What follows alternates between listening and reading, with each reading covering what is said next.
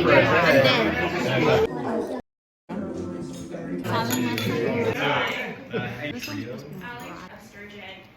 start, I'm in here with caviar. Still waiting for my champagne. So A little bit and clean up the flavor. What we've done is we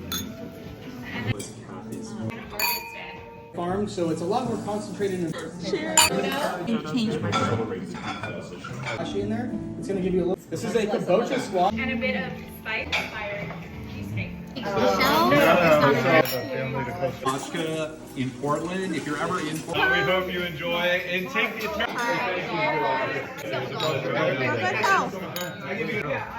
Yeah, don't